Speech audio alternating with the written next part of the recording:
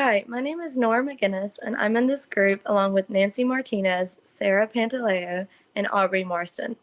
Our agency for this group project is the Vocational Rehabilitation Center in Boone, North Carolina. The mission statement for the Vocational Rehabilitation Center is that it provides vocational counseling, training, education, medical assistance, transportation, and other support services to eligible persons with physical, learning, mental, or emotional disabilities in order to help them become independent and job ready. The history of the center. The Vocational Rehabilitation Center just celebrated their 100th anniversary last year.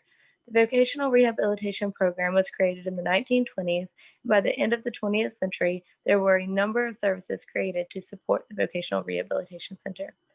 By the 1980s, there were jobs created specifically for people with disabilities.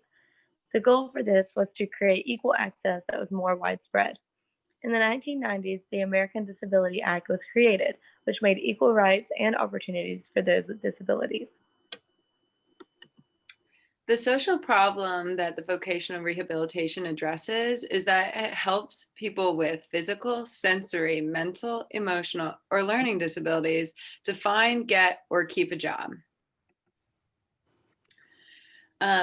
The services all depend on the specific needs of the client.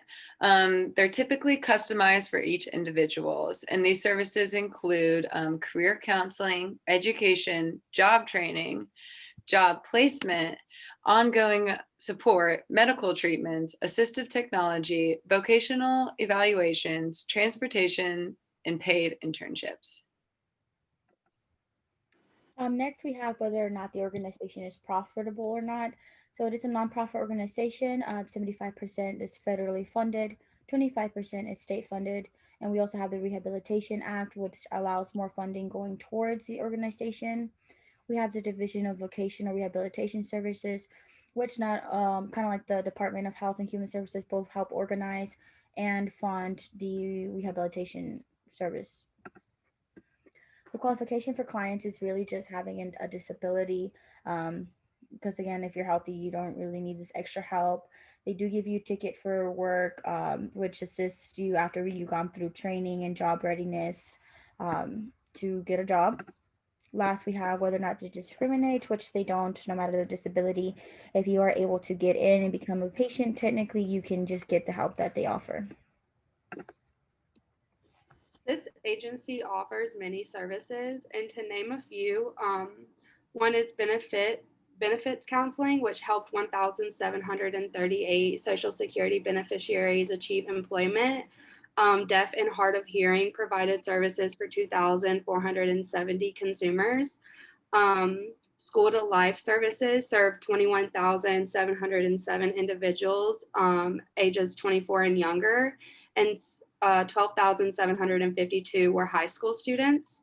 Employment services assisted 6,317 individuals with achieving a successful employment outcome. Community rehabilitation, 7,241 consumers received services from a community rehabilitation program that partnered with vocational rehabilitation centers. Rehabilitation engineering, 31 consumers were offered vehicle modifications that were completed, and 968 consumers were provided residential barrier removal projects, allowing them to remain independent and avoid care facilities. And then independent living, 2,989 received services under an individual plan for independent living. And yes, there are others that are not eligible for vocational rehabilitation services, because there is an order to select individuals based on the significance of the disability. Individuals are assigned to a category, and those that are placed in a closed category are placed on a prioritized waiting list. So if we had the option to leave or create our own program, now although VR provides a variety of beneficial and positive services to the community, we would actually create our own program. This is because what they lack in addressing. So of the people who get jobs, only about 17% are successful in their employment. And of those 17%, 37% are paid less than the average worker. So with an endless funding budget, we would use this money to reach out to disadvantaged communities, because those who typically get these jobs are from advantaged communities. So we would use funding to further our clients' education, whether they need a GED or an associate's degree. We would also create a department in our facility that would reach out to these marginalized communities, so that they know of our services and can access them. And yes, so that is our presentation on vocational rehabilitation. And thank you for watching. Thank you. Thank you.